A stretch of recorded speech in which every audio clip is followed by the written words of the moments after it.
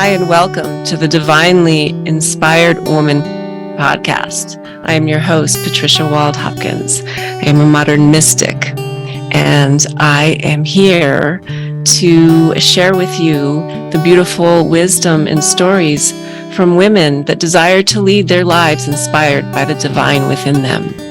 The divinely inspired woman is devoted to walking the path of her soul's calling, tuning into the divinity within to navigate life with ease and grace through all circumstances.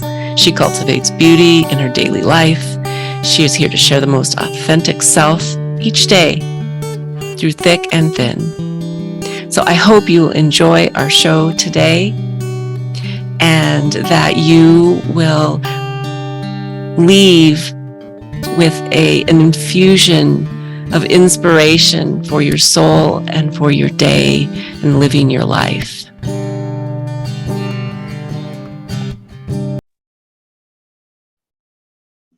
Hello and welcome everyone to another episode of The Divinely Inspired Woman.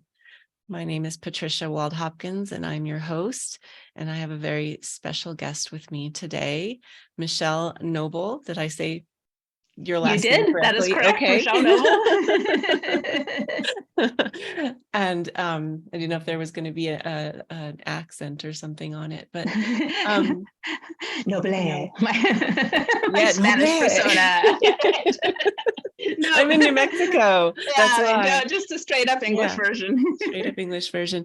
But we're going to be talking today about a very special book that's going to be being released, The Stories of the Goddess and the Divine Feminine Frequency Keepers. And Michelle has a chapter in there called Freya's Gifts, The Unexpected Energies of Motherhood.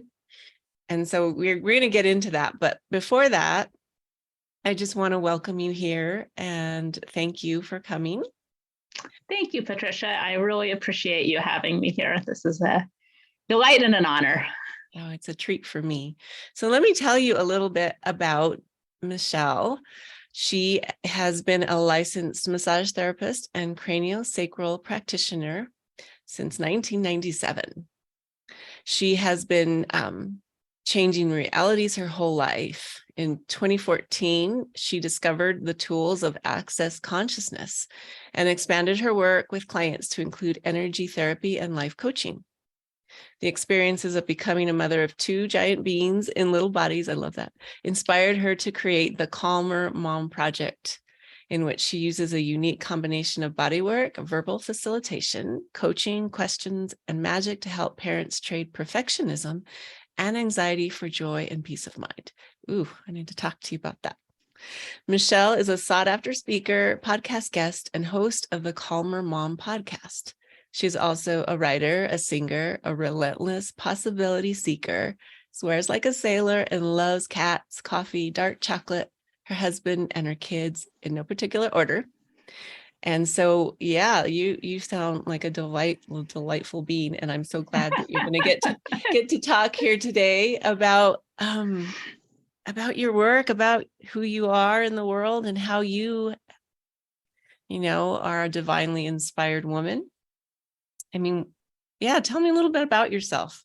Okay, and actually, what that I talk about this a little bit more in the chapter, but what that sparked for me as you were talking was, some people may pick up the book or see the book. The book has a phenomenal, like the cover art just reaches out and explodes. And it was actually the first thing that caught my attention when I saw the invitation to participate in the book. However, I do not necessarily think of myself as someone who works a lot with goddess energy, goddess magic. I don't think about the work I do in terms of the divine feminine specifically. And so I just would like to put out there for some of you who are listening, and check out the book when it comes out later this week and in pre-order and, into the future when you find the podcast. You may see stories of the goddess, and that may just speak to you in a way that you're like, of course, I want to explore that. But if you see that and you're maybe a little bit like, oh, I don't know, I got dishes to do and whatever, that sounds a little airy-fairy or woo-woo for me. I would say put aside that, just set it to the side. You can go back to your skepticism later, your practical side, like whatever that is, just set it to the side for a moment and open the book and see where your eyes fall. And it might be my chapter, it might be some other chapter, but I know that this book is full of so much, now I'm going to say potent magic, which maybe doesn't speak to the audience I'm speaking to right now in terms of putting that aside, but these are all women who have had experiences in life. They've gone on deep exploration of themselves. They've confronted whatever you're confronting in your life, whatever you're struggling with. There's someone, one of these authors, who has looked that in the face and had her own journey of discovery with that, which she may still be navigating. I mean, my kids are 9 and 13.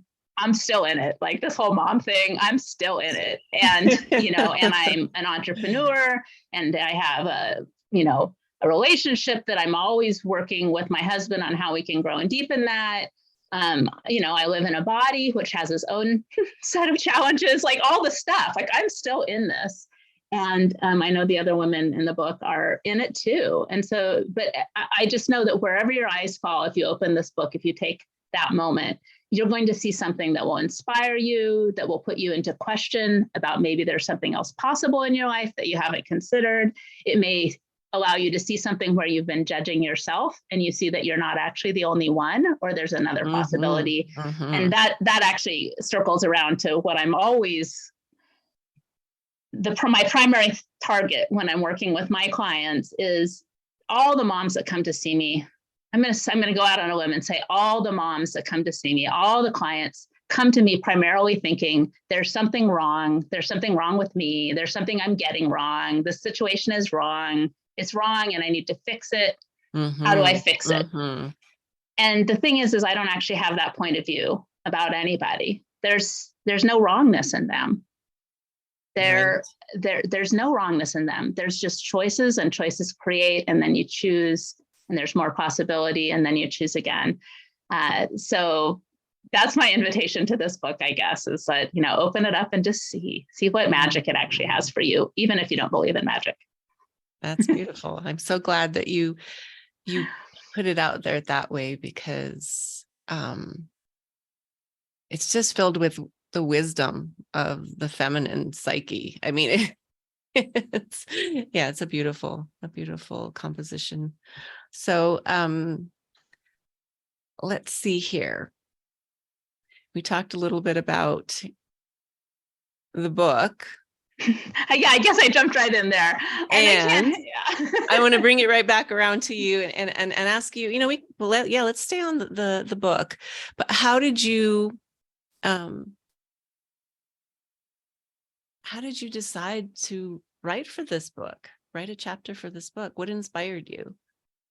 Well, another one of the amazing authors in the book is a friend of mine, a woman I know from other classes. The body of work that I use with my clients is from Access Consciousness, and she also has experience with Access Consciousness and uses those as well as other tools. It's Amanda Waterman, who's also in the book.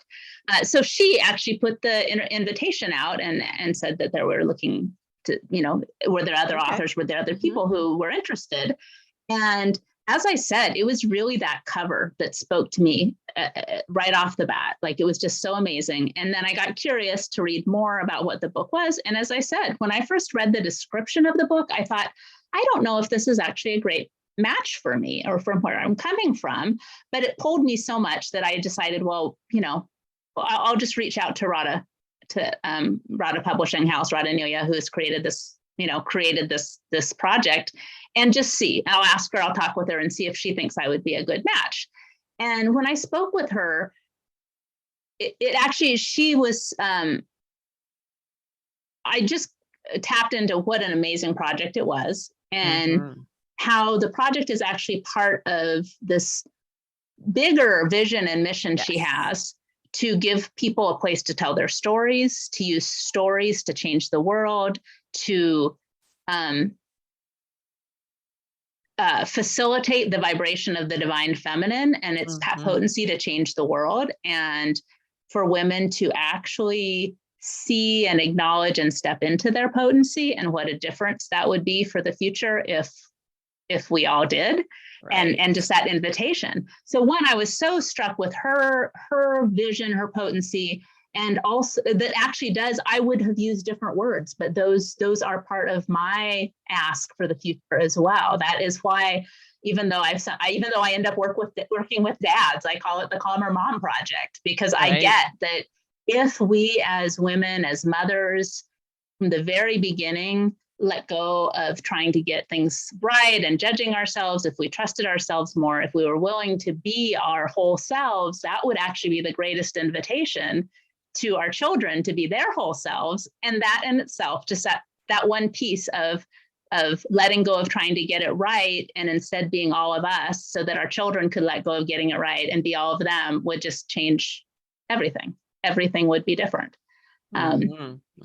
So anyway, after talking with Radhaa, and she and I talked, and I saw how something I was already aware of, that when I'm talking about women being their whole selves and the gift of that in motherhood, I'm also talking about that in nature, the energies of motherhood are very different than how we kind of do motherhood and our judgments and ideas of what that's supposed to look like in the world of human beings. You know, that you know, a mama wolf will push her cub to the ground and growl at it to change its behavior, but she doesn't do it from judgment. She's not saying, I'm yelling at you because you're wrong. I'm not yelling at you because I'm afraid I'm wrong, but I have to try to get it right. I'm not yelling at you because I'm afraid the neighbors will think that you're wild and crazy and I'm a bad mom. I'm growling at you because that is the energy that's required in order to change this, and it's required to change. So when that growl, that intensity comes from a mother in nature without judgment and without proving, it creates an entirely different thing than in the world of, you know, in our human being reality, where we often do those things when we come at our children with intensity. It's from sort of force or proving or judgment or fear or something, trying to get it right. Like, it just changes what that energy actually is. So as Radhaa and I were talking, and I was talking about those ideas, and I was thinking my chapter would be primarily about perhaps nature or Mother Earth or Gaia, and that does come into my chapter. But then actually it was really interesting, because after I talked to her, I was all in. I was like, yes, I want to do this. This is calling me. And I began, and we first started talking about in our first meeting, authors meeting, we were talking about what goddess we were going to talk about in our chapter, or what was coming up for us. And I started to get this little tickle, this niggle, this sense of a presence that wasn't just Mother Earth. There was another goddess there. And I talk about this in the chapter, but I started just looking at that and exploring and being and sitting with that while other people are on there, they're writing away. And I'm like, okay, hello. Who are you? What's up with this? And the awareness I got is that the goddess was Freya. And when I looked up the energies of Freya, it just made me laugh, because there was so much about these, these unexpected energies that I'm aware are very much the energies of motherhood. The energy, yes, of love, of fertility, of beauty, but also of war, of magic, of passion. It's just like all these energies, some of which are not what we think of when we think of being a good mom. When you think of the good mom meme, it's not usually a warrior, there to lead half of the slain to her fields in the afterlife, or led by a chariot with white cats, or a wild boar at her side. That is not what we usually think of in terms of like, draw a sketch of a good mom. It's not usually like that energy of fierceness, and yet it's actually that energy of fierceness that my children have required me to step into, that before I had kids, I was never willing to be. I always judged that. I judged what was right about me was my even-temperedness, my calm, my abilities to, soothe troubled waters and be a good shoulder to cry on. And those things are very valuable. I mean, those are amazing gifts as well. But also my children required me to be like, I don't know, are we allowed to swear on your podcast? They required me to step the fuck up. And they still do. Before. Yeah, right. Yeah, no, Yeah. totally resonate with what you're saying. I have a 10-year-old, a 13-year-old, and a 14-year-old. Yeah. My husband. Yeah. So you have to be fierce. I get it. So it's so beautiful that your chapter is speaking about those strange, unexpected energies that have to come out of you as a mother to create that safety. I'm really intrigued, and I look forward to, reading your chapter, and the Mother Earth piece too. I feel like the next question is more around, how did you feel about working in this collaborative space with all these, different women and the energies that they're bringing, forward from the goddess? How was that? Thank you so much for asking that question, Patricia, because it gave business. I have been, the compulsive do-it-yourself person, trying to do all the things. I know how to design a website. I know how to post a Facebook ad. I know how to do all this stuff, but that I've taught myself to do that. But just because you can doesn't mean you should. And I've been aware of that piece for a long time. So then, to the part about working with this group, having this collaborative experience, it was different for me to not just, there were parts of it, I went and there were times when I was working on my chapter on my own, but even that part where I was describing earlier about being present and seeing what goddess it was that was showing up while other people were working and being in that kind of communal space of creation and awareness and what that contributed, and tapping into, I'm quite fortunate, not only Amanda, but I'm also friends with two other of the authors in the book. So I that kind of added to that sense of that. And that I just realized when you asked that question, that being part of this collaborative book process opened me up to actually working more collaboratively in my business. And I now have two more people, and I'm looking at possibly adding, so I have 3 people on my team now, and I'm looking at adding a fourth, and my openness to actually receive from what they would like to gift and contribute to the business. And in every area of my life has actually cracked wide open over the last few months. And I had not acknowledged what a big piece working on the book was until you asked me that question just now. That's beautiful. A beautiful revelation. Right? I love that.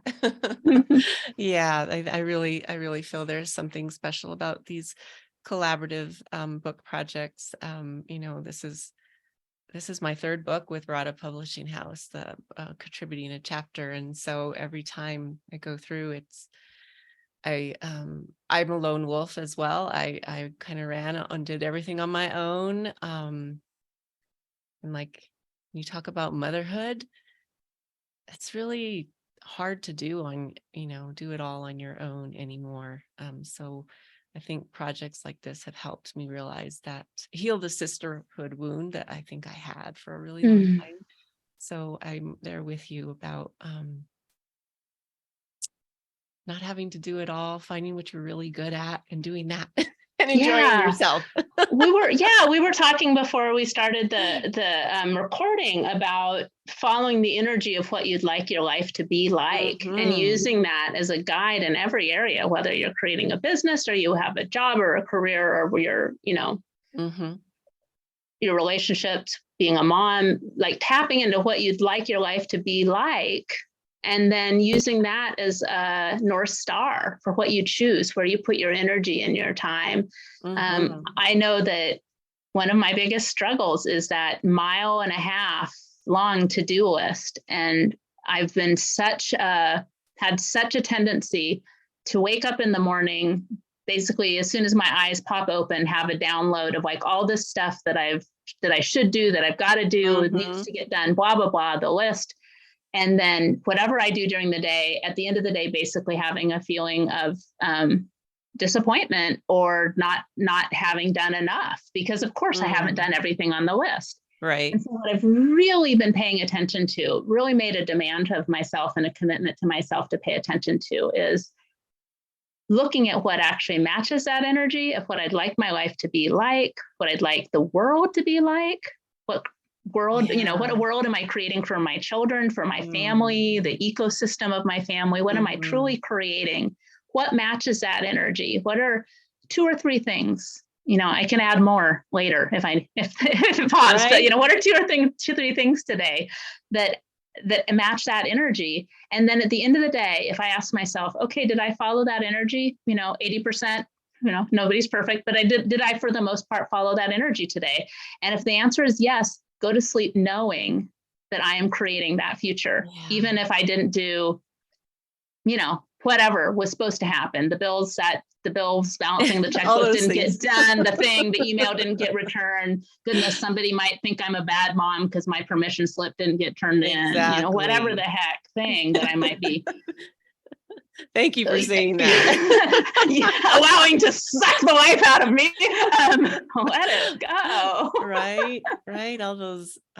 All the red tape sometimes. Yeah. I love how you explain that, following the, the energy of what you want to create. I think that's really a beautiful message that and if that includes for you, I mean, a lot of us who are creative also enjoy or require a lot of space for ourselves. So it's okay to not, point one is it's not only okay, but it's crucial that if that's you make space for that. And sometimes once you start playing with this more, you begin to discover how sometimes giving things space is what creates the most. So that taking that hour to sit on the couch and read your book and sip your tea or go for a walk or take a nap may be exactly the space required for your life to, for the universe to contribute and everything to take shape. To receive. It allows you to receive. Oh my gosh, what a concept. You don't have to just give, you can actually receive.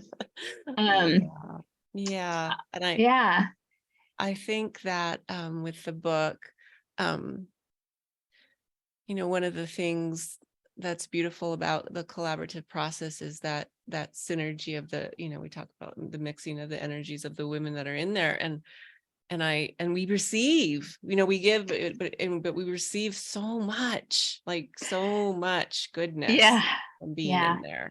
You picked up on the thread I lost there when we started talking about giving yourself space, was also that if one of the energies you would like in your life that matches what you'd like your life to include is gifting and receiving, is having people in your life who would love to contribute to you, then that actually requires the vulnerability of collaboration and community and being vulnerable and bringing the other people in. And that is actually, the energy of sisterhood, or the, if you went back in time several hundred years, it would be all about the community. And I talk with moms about this a lot, how there was a time, if we were all living in the, in the longhouse in the village and everything was close together, we were in part of this tribe, you would see other women who would be struggling, who sometimes would totally lose their shit with their kids. And you would know that they were still valuable and good moms, and you would hold them in regard, and you would ask them to assist and support you, and you would assist and support them. And we wouldn't be in this, it would be different than how it is now, where it's so easy to be by yourself in this kind of lonely little bubble. I remember when my oldest daughter was a baby, I was struggling with postpartum depression. I was working with my doctor, and she said, a mom home alone with an infant is one of the loneliest scenarios in the world. And it was like, it touched my heart to have that be acknowledged, because I thought it was supposed to be like some kind of Madonna and child, movie scenario. I just want to gaze at my baby, and this is so la la la, whatever. And it was not that, I was simultaneously exhausted and bored. Like things that you could do before. Right. At the same time as I cared so deeply for this little being, I was trying to get it right for her. I was in love with this little being, and yet also totally needing space from her and from her requirements. And I see how okay all that is. But if we lived in a village that was close like that, we would know how okay that was. But now we're separated. We live in our own little houses. You have to do a bit more to reach out. And it's not enough to just trust what people are showing on social media, for example. You got to find spaces where you're with other women, other sisters, other people who are willing to be vulnerable. We were able to join. I will give a shout out to this. If you're in the Puget Sound, Washington area, there's this amazing group called PEPS, Program for Early Parenting Support. I now volunteer and speak to their groups. But it was a lifeline for us because we got to go and meet with other parents, a small group that had children basically the same age. And we got to see these other people, just like I'm describing. We saw how intelligent they were, how capable, how kind. We held them in high regard, and yet they were having similar struggles. And so that invited us to look at ourselves and not be so harsh. And it was a gift for me, and it was a huge gift for my husband. And I'm just so grateful that this was a group of people who were willing to show up and be that vulnerable, both the men and women who were in the group. Yeah, that's beautiful. I feel like there's more awareness now, for helping new mothers than there used to be. So my hope is for my daughter, if she chooses to have children, that she'll have more support around her just naturally. But thank you for sharing that group in that area. There's also many mothers who helped me when I had my babies. They would come by a couple of times a week and so I could just rest, right? Yeah. The mamas need to rest. They just need to rest. Just need to rest. Just need that space. And even if you don't know I remember it was a barrier for me that I didn't know. People would say, "Oh, how can I help?" I had no idea. Yeah. It's like my brain wasn't working well enough to put together any kind of like item to do that could help. But then when someone would just come and be with my baby so that I could know that she was safe, and I had to let go of her being safe and happy because she was not a happy baby. She was happy sometimes, but most of the time not. And it didn't matter if it was me exhausting myself, at that or someone else. Well, so I had to be willing to let go and be like, okay, I'm going to let her go for a walk with my trusted friend because I know she will be safe, even if she's not happy. And so that I can have the space to take a shower or a nap or just be without that, intensity in my world. Yeah. I'm glad that you're sharing about that because it's so important to be able to have your space so that you can collect yourself again. Because children, they have their own little personalities, and even as they grow older, they're not always going to be happy with you, right? And you have to make those fierce boundaries. No, you cannot go there alone, honey. Yeah, because sometimes that's just how it is. Just how it is. Because Mama Wolf says no. Mama says no. Yeah, I love that. So there was one more question I wanted to ask you about the book in relationship to the book. Well, maybe there's two, but let's see if they weave together. And you may have touched on this already, but let's just kind of bring it back in. What do you hope for the readers of your chapter, or who are listening to this today, this podcast even? What is the wisdom that you want them to receive?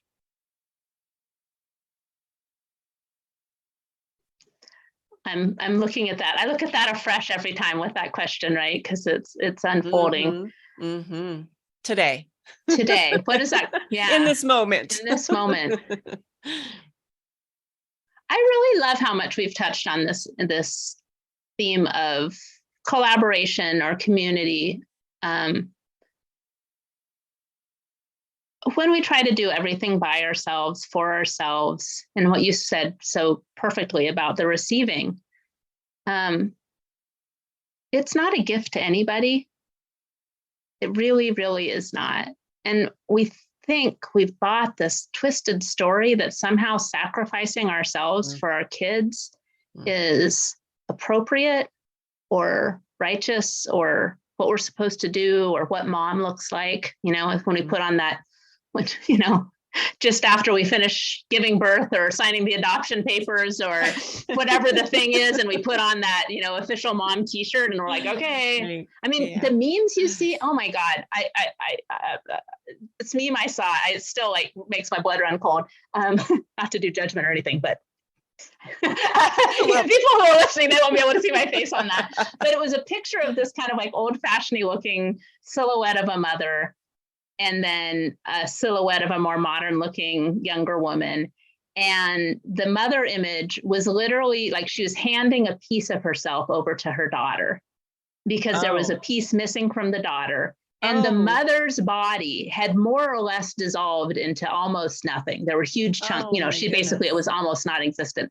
And then it said across the bottom, something like this is, this is what mother, like something like this was supposed to be a good thing. Like this was a sign of like your heart, your, this is what you do, your generosity of spirit or something. And I'm like, wow, I can't say enough on how unkind that is to everybody involved.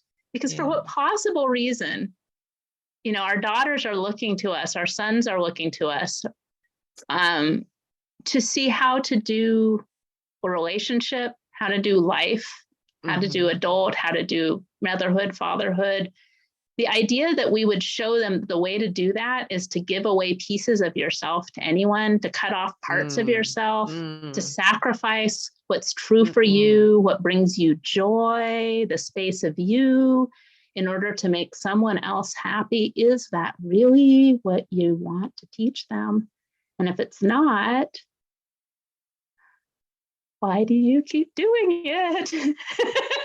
And why, and I say why, like, I know it's not easy to just necessarily turn that off like a switch, but that's why, when you ask me what I would like for people to take away from reading my chapter, I know my story in the stories of the goddess isn't the only chapter that looks at the energies of motherhood. And that story of giving ourselves away and cutting off parts of ourselves for others is so dominant in,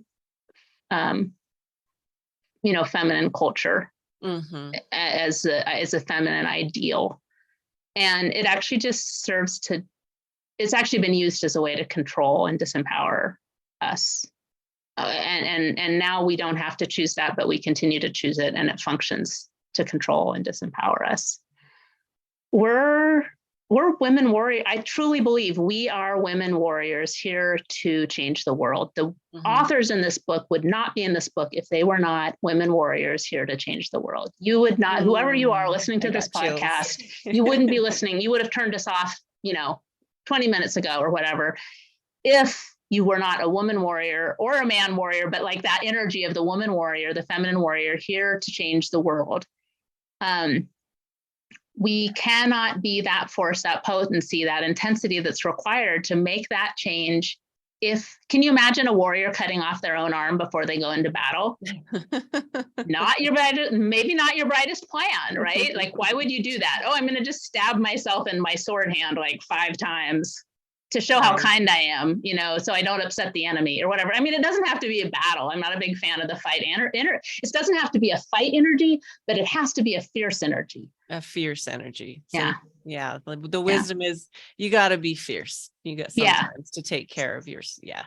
So I would highly invite you, if any of this resonates, or if it doesn't resonate, do it anyway, just to like mess with yourself, but read the book, see what shows up, start asking yourself some questions, get curious, and then see, then go from there. Experiment. Yeah. It's not about getting it right or wrong or perfect or whatever. Just follow that energy, check it out. The child's mind, right? Be playful, experiment. Well, I love that you said that about, we do have to be fierce about the boundaries of our energy as women. And so being a divine feminine frequency keeper, I think, is pretty right on for that book title. And I want to, before I ask you how people can connect to you, I want to celebrate Radhaa Publishing House, Radhaa herself, and all those who, have helped us put this together, and for creating a container that brings these fierce warriors of the feminine spirit together. So yeah, absolutely. And I know that they have future publications in the works, and they're inviting more authors to participate. So if you have like a story to tell, something that could change the world if people heard it, or if you have a story to tell, that is part of this. Just tell it, right? You need to tell it. Check out, check out Radhaa, see what projects they have on the go, see what resonates with you. And as I said, when I reached out to her, I kind of wasn't necessarily, I just was following the energy. I was following the energy. I love the way this book shows up in the cover. There's something about it that's light. I don't know. Maybe it'll just be, I didn't know. Maybe I just talked to Radhaa and it would be a nice chat. Maybe I would learn something about myself. Maybe I would have reached out to her and I would have discovered that this wasn't the way I was going to become published. I didn't know. But you never know unless you try. You never know unless you try. And it matched that energy of like, there's something here that's pulling me. Right. Give it a go. See what happens. See what happens next. So, great.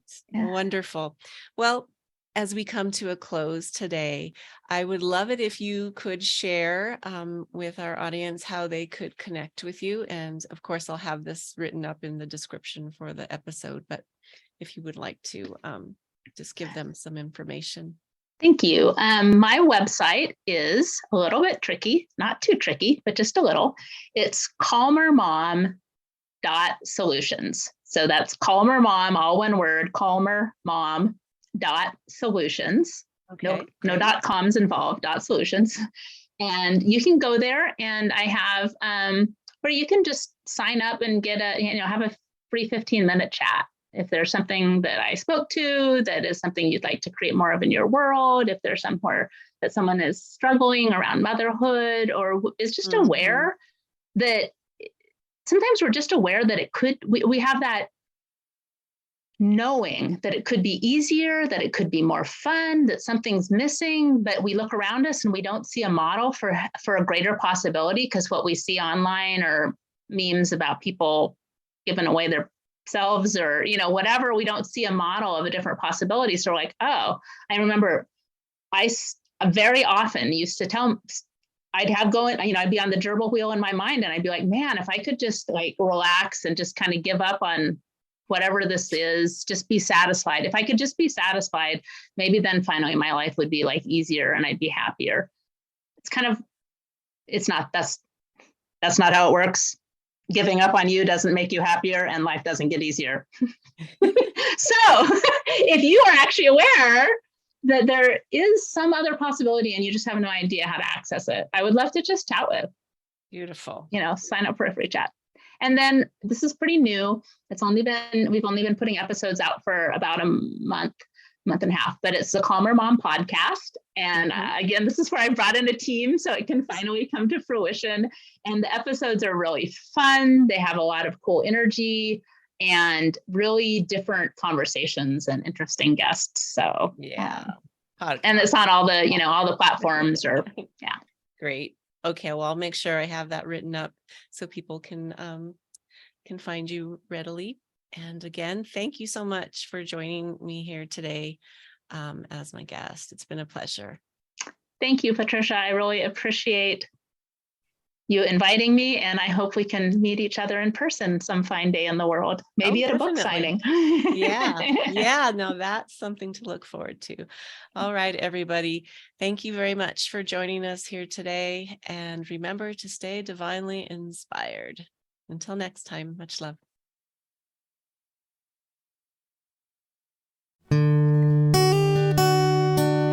Thank you for listening to this episode of The Divinely Inspired Woman.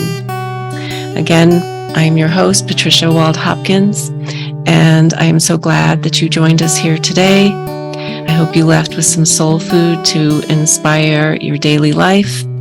And if you would like to learn more about my work, please check out my website, patriciawaldhopkins.com, and you can find out more about my divinely inspired practice and tools. So, thank you again. Have a beautiful day. Hi, I'm dropping in here with an announcement about a program, a new mentorship that I am offering. It's called Voices of Gaia, and it's about bringing your voice, your leadership, your life in alignment with Gaia's guidance. So if you feel called to learn more about this program, it's a beautiful, rich program where we dive into your essence. And if you so desire, we develop your business around it and really blossom into your whole lifestyle, this wisdom from Gaia that wants to be spoken through you. So if you feel called, reach out to me at patricia@patriciawaldhopkins.com. That's patricia@patriciawaldhopkins.com. There's no hyphen between Wald and Hopkins. And I would just love to hear from you and see if this is a good fit. So thank you for tuning in. Have a beautiful day.